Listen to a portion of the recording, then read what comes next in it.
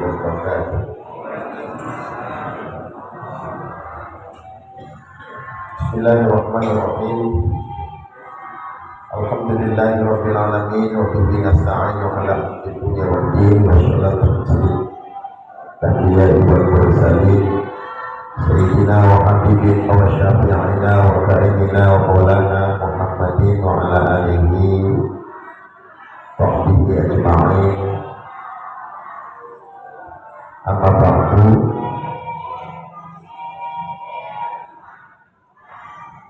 Allah Ta'ala fil Qur'anil Karim wa huwa ashraful qa'ilin a'udzu billahi minasyaitonir rajim. Qul subhanaka la ilma lana illa ma 'allamtana innaka antal 'alimul hakim. Wa qala rabbi shrah li sadri wa yassir li amri wahlul 'uqdatam min lisani yafqahu qawli waj'al li wazira min ahli. Wa qala Rasulullah sallallahu alaihi wasallam, man yuridillahu bihi khairan yufaqihu fid-din. Sadaqallahu maulana al-azim wa qala rasuluhu nabiyul habibul karim.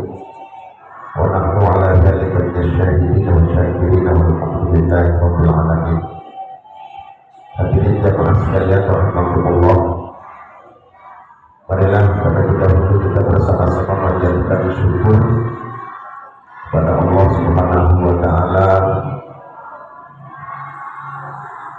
Malam ini kita bersama-sama dipertemukan kembali dalam keadaan sehat walafiat. Mudah-mudahan Allah terus melimpahkan nikmat sehat ini kepada kita, sehingga nikmat sehat ini dapat kita jadikan modal kita untuk terus memacu semangat kita di dalam beribadah kepada Allah Subhanahu wa Ta'ala.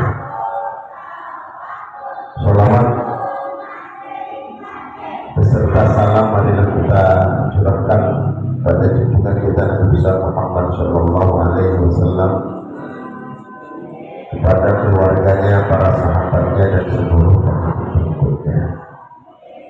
Jemaah sekalian rahimakumullah, sebelum kita memulai kajian malam hari ini, marilah terlebih dahulu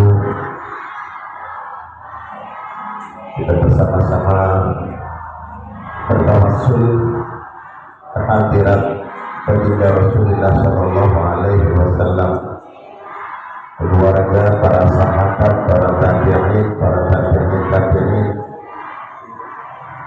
para auliyaillah, para syuhada, para sholihin, para guru-guru kita semuanya, berkhusus untuk mu'allif hadis kitab Syekh Zainuddin Al-Malibari Qaddasallahu sirrahul aziz wa nafa'allahu bihi wa bi'ulumihi fid dharain amin. Syai'ulillahi lana wa lahumul fatihah. A'udzu billahi minasyaitonir rajim. Bismillahirrahmanirrahim. Alhamdulillahi rabbil alamin arrahmanir rahim maliki yaumiddin. Iyyaka na'budu wa iyyaka nasta'in ihdinas siratal mustaqim. Inna an'amta 'alaihim ghairil maghdubi 'alaihim waladdallin. Bismillahirrahmanirrahim. Kita masih membahas tentang faslun fi sholatil jamaah, pasal tentang sholat berjamaah. Pada pertemuan yang lalu kita sudah jelaskan beberapa hal terkait dengan sholat berjamaah. Yang pertama, tentang disyariatkannya sholat berjamaah itu ternyata bukan di Mekah, tetapi di Madinah. Wa syuri'at bil Madinah. Disyariatkannya sholat berjamaah itu ternyata bukan di Mekah, tetapi di Madinah. Padahal perintah sholat itu kan di Mekah, yaitu berdekatan dengan peristiwa Isra Mi'rajnya Nabi besar Muhammad sallallahu alaihi wasallam. Lalu kenapa tidak disyariatkan sholat itu dengan cara berjamaah? Jemaah sekalian, kondisi pada saat itu Rasulullah sallallahu alaihi wasallam bukan pada posisi aman, begitu para sahabatnya. Mereka berada di dalam tekanan orang-orang kafir Quraisy yang selalu mengganggu, selalu mengintimidasi, sampai pada akhirnya Rasulullah Shallallahu Alaihi Wasallam meninggalkan kota Mekah menuju Madinah dalam peristiwa hijrah. Jadi sangat tidak memungkinkan kalau sholat yang dilakukan oleh Rasul dan para sahabatnya di Mekah dilaksanakannya secara berjamaah, nggak mungkin, karena kondisi situasi yang pada saat itu tidak memungkinkan dilakukan sholat itu secara berjamaah. Lalu perintah itu kemudian Allah turunkan di kota Madinah.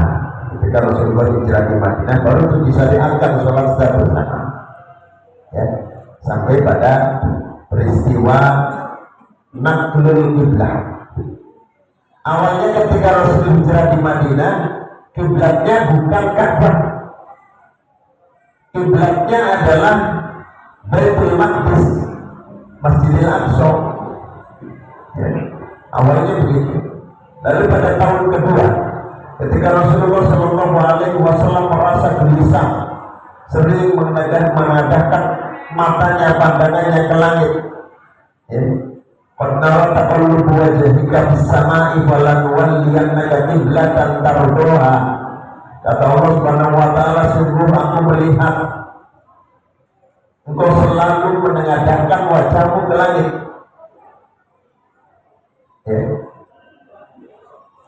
Qad taqallubu wajhika fis samaa'i falanwalliyannaka qiblatan tardhaha. Maka aku akan mengalihkan kiblat tardhaha, kiblat yang engkau ridhoi, yang engkau sukai. Karena pada saat itu Rasul itu sebenarnya menginginkan kiblatnya itu bukan tadi Baitul Maqdis, tetapi Ka'bah. Nah, pada saat itu Rasulullah Shallallahu Alaihi Wasallam dengan menjalankan sholat berjamaah di sebuah masjid, lalu perintah itu turun awal di wajhaka syatrul masjidil haram, maka palingkanlah wajahmu ke arah Masjidil Haram. Nah, Rasulullah akhirnya membalikkan badannya, membalikkan arah kiblat dari Masjid Aqsa ke Masjidil Haram atau ke Mekah Al-Mukarramah. Ya. Makanya di awal-awal kita sudah membahas tentang bagaimana syaratnya sholat itu adalah mustaqbilal kiblat. Para ulama, jumhur ulama itu menjadikan syarat yang menjadi fokus yang kita menghadap adalah ainul qiblah. Ainul qiblah itu maka berarti kalau kita berada di letak yang jauh atau di negara yang jauh dari Ka'bah, maka harus diukur sedetail-detailnya, ya, pakai alat. Kalau sekarang kan canggih Pak, sudah ada kompas kiblat, pakai kompas kiblat, sehingga banyak masjid-masjid yang kemudian posisi mihrabnya dipindah ke pojokan, ya, di masjid kecamatan itu. Ini juga kemarin Pak, pindah di pojok, mihrabnya nggak kepake karena mengikuti jihad, dapat mengikuti ainul qiblah. Ini dulu peristiwanya zaman Haji Ahmad Dahlan mulai berdakwah, ya. Banyak orang-orang pribumi Indonesia yang pada saat itu sholatnya yang penting madhep kulon atau madhep kulon, menghadapnya ke barat, menghadapnya ke barat. Lalu kemudian dimiringkan karena posisinya kalau hanya menghadap lurus ke barat itu tidak cocok, tidak pas lurus dengan ainul qiblah, wujudnya qiblah. Walaupun ini kemudian ada beberapa kaul, termasuk kaul mukhtarnya Imam Al-Ghazali, lebih memilih bukan ainul qiblah tetapi jihadul qiblah, arah qiblat. Ainul qiblah dengan jihadul qiblah itu beda. Kalau jihad itu lebih kepada 4 penjuru mata angin, timur, selatan, barat, utara, itu namanya ain. Jadi kalau kita mau menuju ke Mekah itu arah barat, maka kiblatnya ya ke barat, ya. Kalau menurut Imam Ghazali, yang penting jihadul qiblatnya. Jihadul qiblatnya ke barat, ya ke barat. Sehingga kalau misalnya kita sholat harus ngukur dulu, kelamaan Pak, susah. Miringnya, sebab kita posisinya bukan berada di lokasi Ka'bah, tapi jauh dari Ka'bah. Andaikan 1 mili saja kita bergeser, sebenarnya jauh Pak. Melenceng ke kiri atau melenceng ke kanan tidak lurus dengan kan? Apa? Kenapa sulitnya kita terapkan bagaimana agar kita menempatkan sejadah kita atau posisi berdiri kita lurus dengan arah atau lurus dengan ainul qiblah.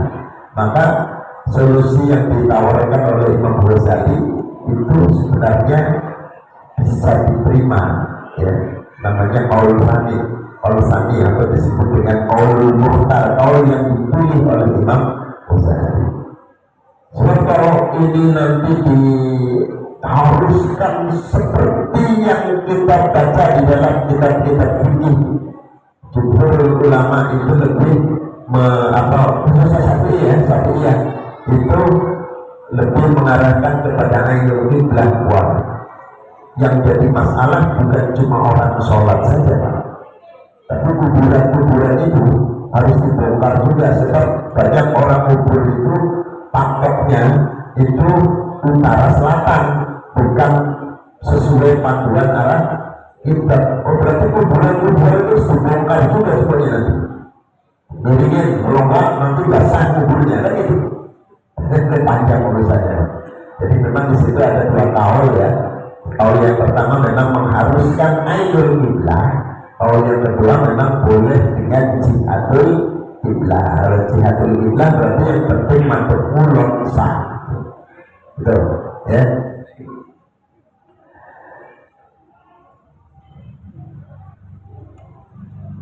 Waqullah imam berdua makmum, paling sedikitnya berjamaah adalah 1 orang imam dan 1 orang makmum. Nah sekarang yang jadi masalah, kalau di dalam literatur bahasa Arab yang disebut jamak atau jamaah itu mestinya 3, gitu kan? Wahid itu namanya mufrad, 1 orang itu namanya mufrad. Kalau 2 orang namanya tasniyah. Kalau 3 orang namanya jamak atau jamaah. Tapi kenapa di dalam sholat imam dan makmum itu disebut jamaah yang sah? Padahal baru 2 orang. Mestinya kalau menurut bahasa jamaah itu harusnya 3. Karena kalau 2 itu namanya tasniyah, bukan jamak. Nah, inilah kemurahan Allah Subhanahu wa Ta'ala. Sekalipun 2 orang tapi dihitungnya jamak atau banyak. Ini kemurahan Allah Subhanahu wa Ta'ala, ya. Wa yawmil jum'ati thumma fi subhiha thumma subhi thumma al-isya'i thumma al-asri thumma al-zuhri thumma al-maghribi afdalu. Urutan keutamaan sholat berjamaah pertama adalah sholat jamaah, sholat Jumat. Sholat Jumat berjamaah itu yang paling afdal. Di antara sekian banyak sholat, yang paling afdal adalah sholat Jumat berjamaah. Kemudian urutan kedua, wafi subhiha, sholat subuh hari Jumat.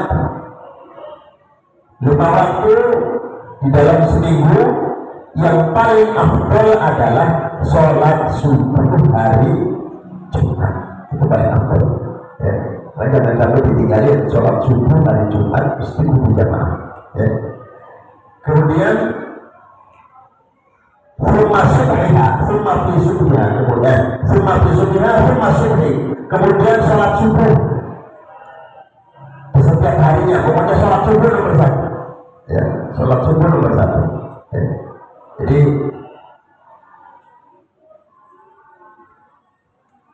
Allah Subhanahu wa Ta'ala menyatakan di dalam Al-Quran, a'udzubillahi minasyaitonir rajim, ya, akan akhir sholat li hulu samsi ila ghasaqil lail wa qur'an al-fajr inna qur'an al-fajri kana masjula.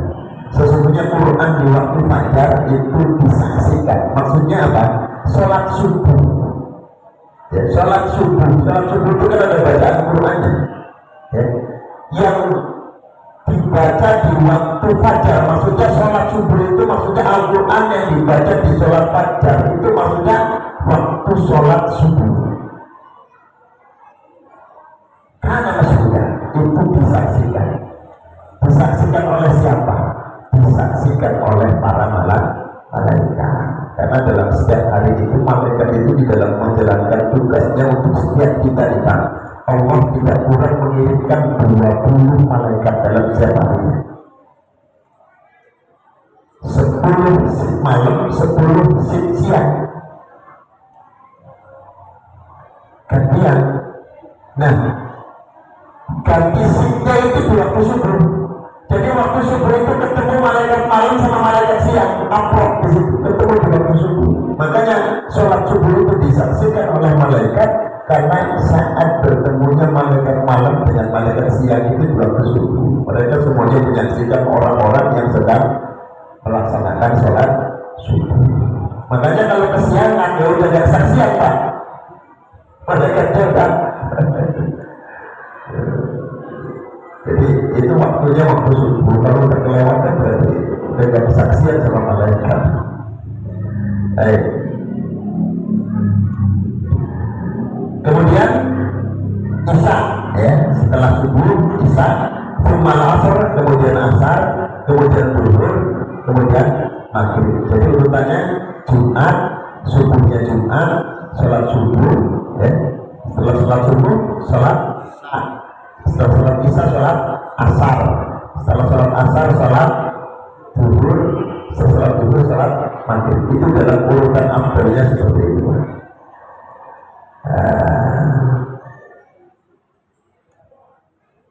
Sholatul jamaah fi ada'in maktubatin la jum'atin sunnatun mu'akkadatun. Sholat jamaah di dalam sholat sunnah yang berada di dalam waktunya selain sholat Jumat hukumnya sunnah mu'akkadah. Kenapa selain sholat Jumat? Karena sholat Jumat itu bukan sunnah mu'akkadah tetapi fardu ain bagi setiap muslim laki-laki. Fardu ain, bukan sunnah tapi fardu ain. Oleh karenanya ada beda. Kalau sholat berjamaah selain Jumat, niatul imamah hukumnya sunnah. Tapi kalau sholat Jumat niatul imamah hukumnya wajib. Kalau ada imam mengimami sholat Jumat lalu kemudian dia tidak niat menjadi imam, tidak ada kalimat imaman lillahi ta'ala yang disebutkan di dalam hatinya, tidak sah sholat Jumatnya. Karena dalam sholat Jumat itu niat menjadi imam hukumnya wajib, ya. Kalau makmum kan jelas, hukum menjadi makmum, niat menjadi makmum adalah wajib kalau sholat berjamaah. Tapi jadi imam hukumnya sunnah. Artinya apa? Kalau ada orang sholat berjamaah, saya sholat Jumat ya, imamnya tidak niat imaman lillahi ta'ala, tapi makmumnya niat makmuman lillahi ta'ala, sah. Karena niatul imamah bagi imam selain sholat Jumat hukumnya sunnah. Boleh kita ikuti walaupun imamnya tidak niat jadi imam.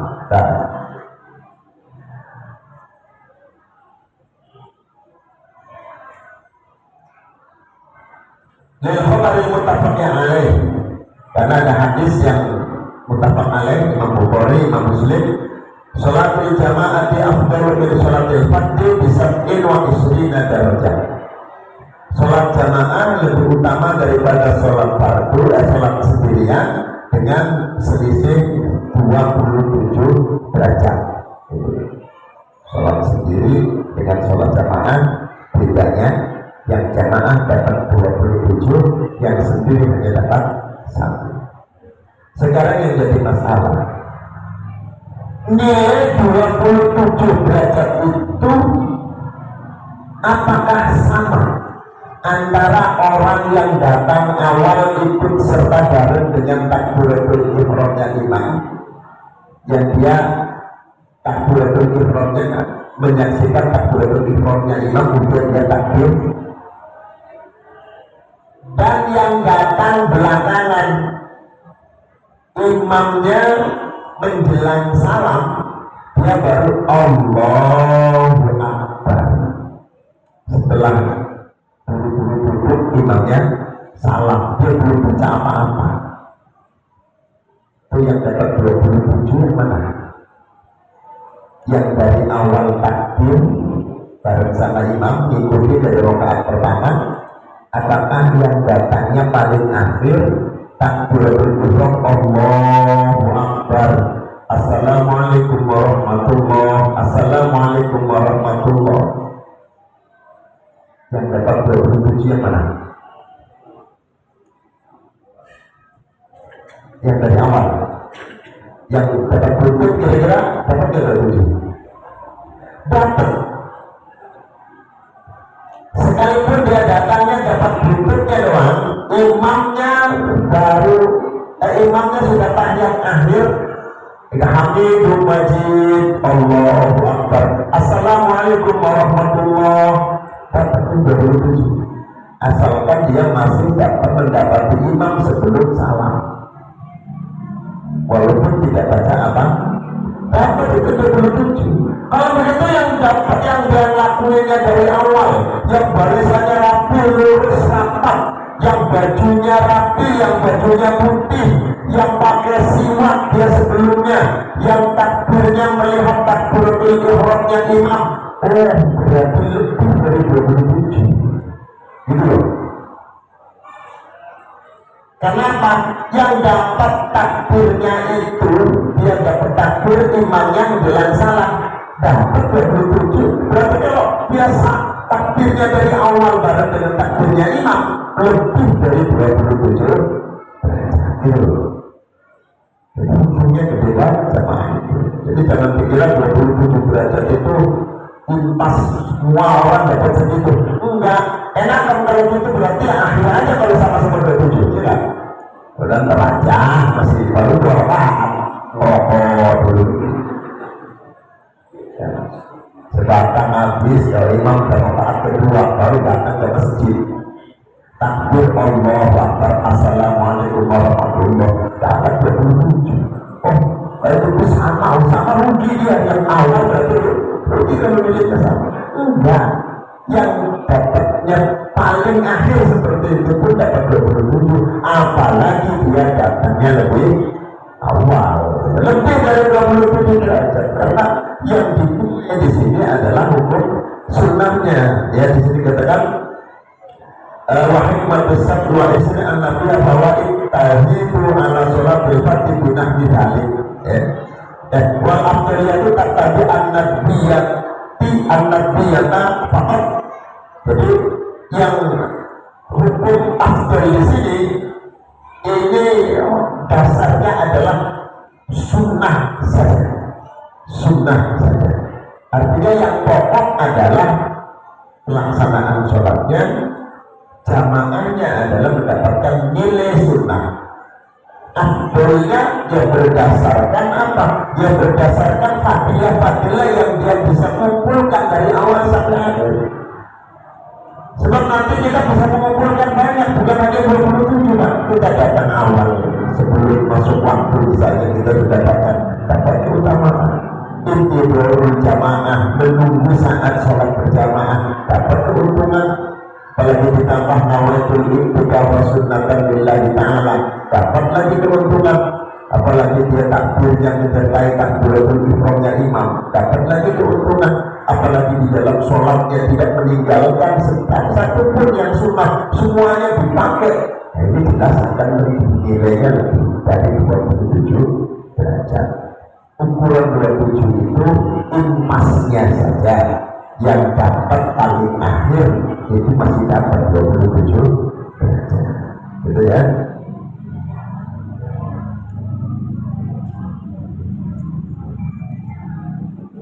wa kharaja bihi al-ada wa kharaja bil adai al-qada'u. Na'am ittafaqat maqdiyatul imam wal maqmum wal maqmum sunnatil jamaah wa illa fadilahul awla. Dikecualikan daripada kata ada adalah qada. Tadi kan adain maktubatin di dalam sholat yang dikerjakan pada waktunya, itu namanya ada. Kalau di luar waktunya namanya qada. Kita sholat sudah di luar waktunya namanya qada. Nah, hukum sunnah berjamaah itu sehingga dia mendapatkan keuntungan ketika sholat yang dilakukan itu adalah sholat sunnah, sholat yang adaan, bukan qadaan. Nah, ini tafaqat maqdiyatul imam wal maqmum sunnatil jamaah. Kalau menyocoki sama-sama itu antara imam dan makmum dalam hal qada, imamnya mengkodok, makmumnya juga mengkodok, itu tetap mendapat kesunatan jamaah. Sunnah dilakukan secara berjamaah. Pernah satu ketika dalam sebuah peperangan Rasulullah SAW itu saking lelahnya bersama dengan para sahabat, beliau kesiangan. Saking lelahnya perang, kesiangan semua kompak. Yang satu kompak bisa coba kali lagi. Kompak tidur semua, nggak ada yang bangun saking lelah. Nah, orang tidur itu kan termasuk undurnya sholat. Nggak dosa. Orang tidur habis dari mulai sebelum masuk waktu sampai waktunya habis. Tidur nggak bangun, nggak ada dosa. Tapi kalau bangun tidur lagi lain. Bangun tapi tidur, ya dosa. Tidur benar-benar tidur mulai dari sebelum masuk waktu sampai habisnya waktu. Dan benar-benar tidur dan dosa. Rasulullah pernah kejadian seperti itu. Nah, kemudian sudah matahari terbit baru pada bangun. Rasul Shallallahu Alaihi Wasallam memerintahkan sahabat Bilal untuk adzan. Makanya di sini pengertian adzan kemarin kan ada dua ya. Ada yang menandai waktu, ada yang menandai berdirinya sholat. Sehingga kalau memakai adzan itu menandai berdirinya sholat, jadi dalilnya ini Rasulullah perintah sahabat Bilal untuk adzan, padahal pada saat itu Rasulullah beserta pasukannya kesiangan semuanya. Dan itu sholat subuh secara kodok dilakukan secara berjamaah. Jadi kalau misalnya ada orang yang sama-sama kodok, imamnya kodok, makmumnya kodok, sholatnya dilaksanakan secara bersama berjamaah. Kodok dan kodok ini, makmum kodok, imam kodok tetap dapat sunnah. Ya. Wa illa khilaful aula. Kalau tidak, maka mendapatkannya khilaful aula. Artinya tidak mendapatkan yang utama.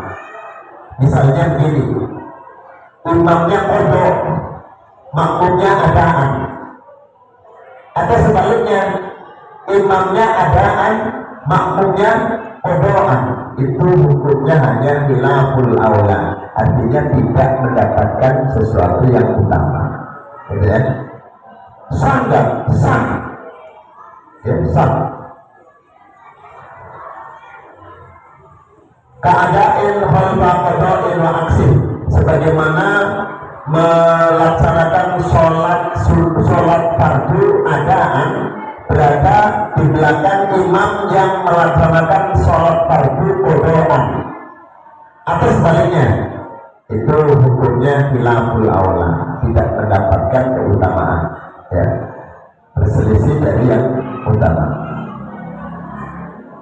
Wa fardin khalfa naflin wa aksi, dan sholat fardu bermakmum dengan imam yang sholat sunnah dapat pahala jamaah, tetapi bukan yang utama, khilaful aula. Sah nggak? Sah. Ada orang sholat sunnah ba'diyah, Allahu Akbar. Bapak datang dan pada selesai semua, tinggal orang makmum yang paling belakang dikira makmum masbuk, dikira. Jadi dia menambah rakaat sholatnya yang tertinggal. Nggak tahunya dia lagi sholat ba'diyah. Bapak langsung datang plak, Allahu Akbar. Di sana sholat sunnah, di sini sholat fardu. Sah nggak?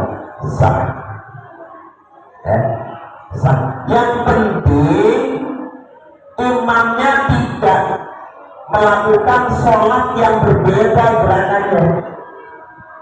Kalau imamnya melakukan sholatnya dengan gerakan-gerakan sholat yang berbeda, seperti begini misalnya, imamnya sholat sunnah kusuf, sholat sunnah gerhana, makmumnya sholat fardu, sah nggak? Nggak sah. Kenapa? Sebab gerakan sholat imam pasti beda dengan gerakan sholat makmum. Kenapa? Karena sholat imam itu ketika dia sedang melaksanakan sholat sunnah kusuf beda. Habis ruku tidak bukan sampai Allah liman hamidah, tetapi Allah akbar takbir lagi, malah Fatihah lagi, surat, terus ruku lagi, baru bangun lagi, baru sujud. Berarti rukunya 2 kali, iktidalnya 2 kali. Ini kan beda. Kalau selagi antara imam dan makmum cocok gerakannya, walaupun imamnya sholat sunnah, makmumnya sholat fardu, jamaahnya tetap sah. Jamaahnya sah. Walaupun di situ hanya mendapatkan khilaful aula, tidak termasuk bagian yang utama, tetapi sah jamaah. Itu ya. Sholat imamnya sholat jenazah, makmumnya sholat fardu. Nah ini juga nggak sah. Sebab sholat jenazah nggak pakai ruku, nggak pakai sujud. Tapi ini sholat jamaahnya kita ya. Selain lain dengan sholat jamaahnya, sholat jenazahnya di Nawas. Abu Nawas itu sholat jamaahnya pakai ruku, pakai sujud. Ketika ditanya Abu Nawas, kenapa sholat jenazahnya pakai ruku sujud? Jenazahnya banyak dosanya kan itu. Jadi jenazahnya pakai ruku sama sujud. Jenazahnya banyak dosanya, makanya saya sholatnya pakai ruku sama sujud. Sama sekalian rahimahullah. Jadi ya,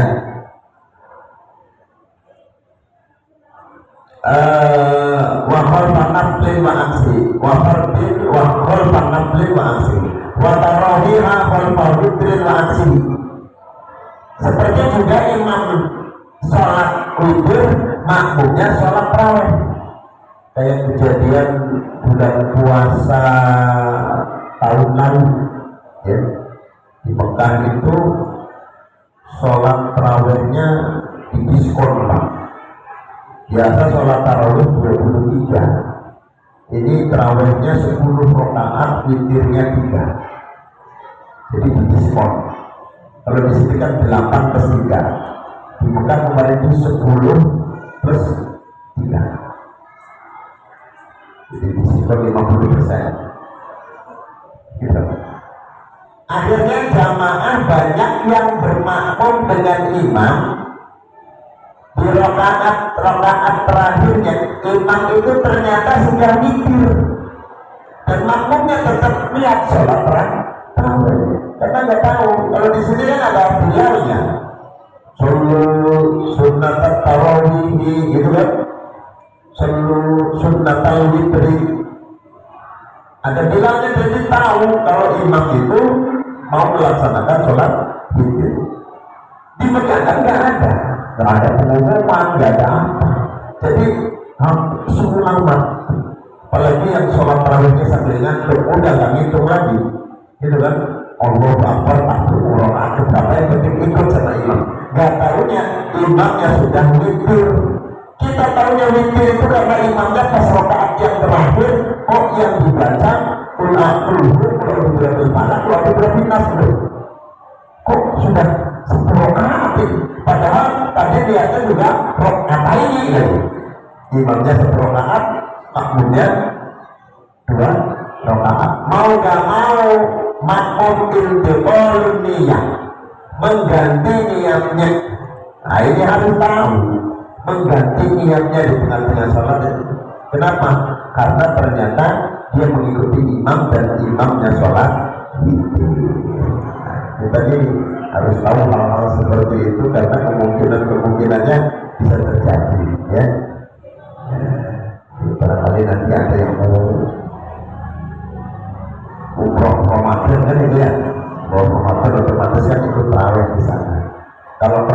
suhunya nggak seperti kemarin musim panas sekali sampai 440 derajat, jadi didiskon itu sholatnya. Mudah-mudahan kalau ke depan tidak didiskon lagi. Kalau nggak didiskon lagi, sholat tarawih di Mekah itu mulai jam 9 selesainya jam setengah 12.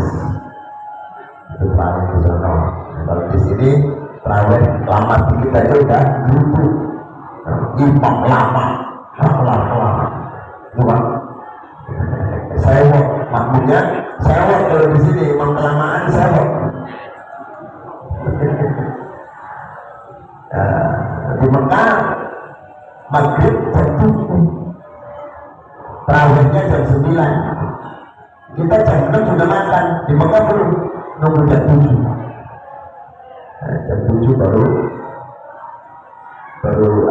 buka puasa. Jam 9 tarawih, selesainya jam setengah 12.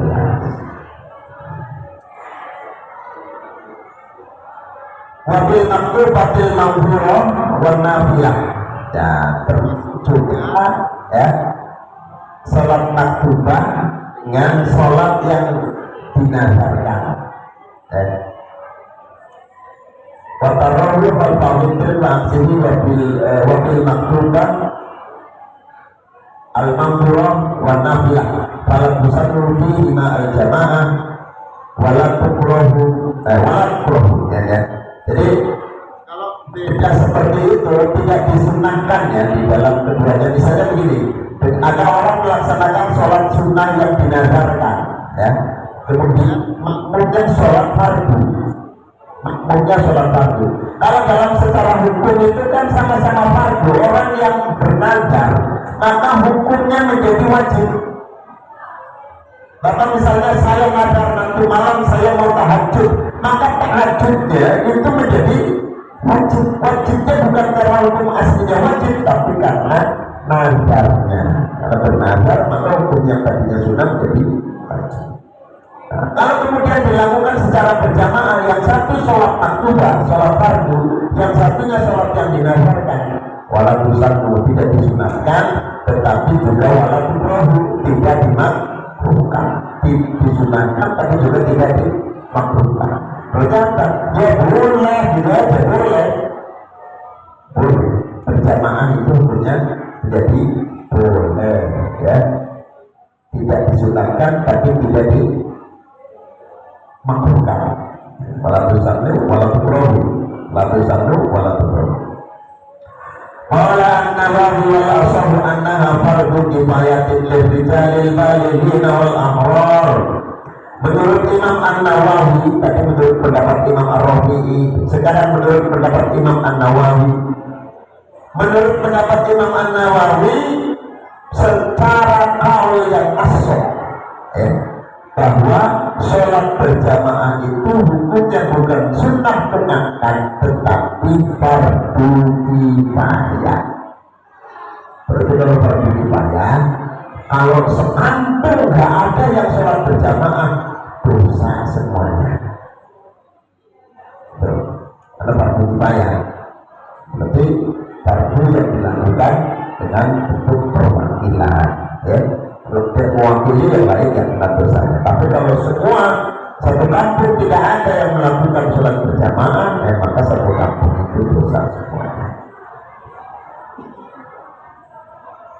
Dan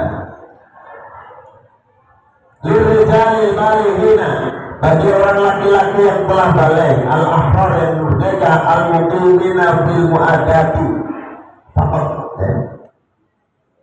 al-muqimina yang bermukim, ya. Yang bermukim itu artinya bukan musafir, ya, tetap tinggal berdomisili, maka hukumnya fardu kifayah, ya.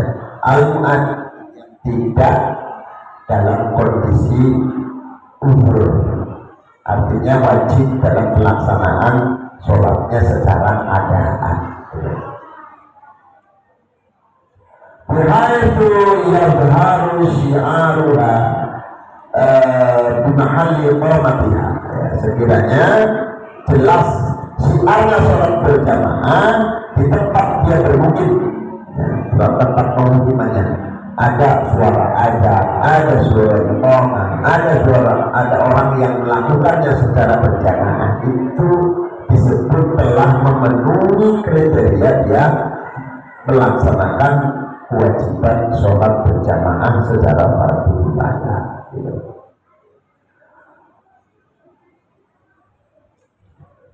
Waqila fardu ain wa madhabu Ahmad. Menurut hukumnya fardu ain ini pendapatnya Imam Ahmad bin Hanbal. Inilah makanya di Mekah, Madinah, warung toko wajib tutup waktu sholat. Kalau enggak disegel tokonya boleh jualan. Karena mayoritas di sana madhab Ahmad bin Hanbal yang menjadikan sholat berjamaah itu hukumnya bukan fardu kifayah malah fardu ain. Fardu ain berarti wajibnya benar-benar wajib secara individu.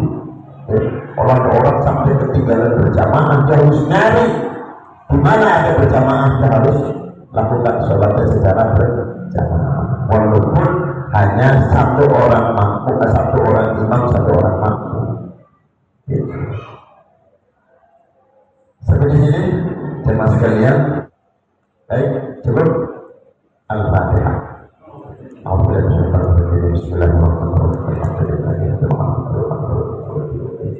Iyyaka na'budu wa iyyaka nasta'in. Walladzina an'amta 'alaihim ghairil maghdubi 'alaihim waladdallin. Bismillahirrahmanirrahim. Alhamdulillahi rabbil alamin. Sallallahu alaihi Muhammad wa ala alihi wa sahbihi ajma'in. Ighfir lana dhunubana wa walidina warhamhum kama rabbayana shighran. Jami'al muslimin wal muslimat wal mu'minina wal mu'minat al-ahya'i minhum wal amwat innaka 'ala kulli syai'in qadir. Sallallahu alaihi Muhammad wa ala alihi wasallam. Alhamdulillahi rabbil alamin. Wallahu muwaffiq ila aqwamit thoriq. Assalamualaikum warahmatullahi wabarakatuh.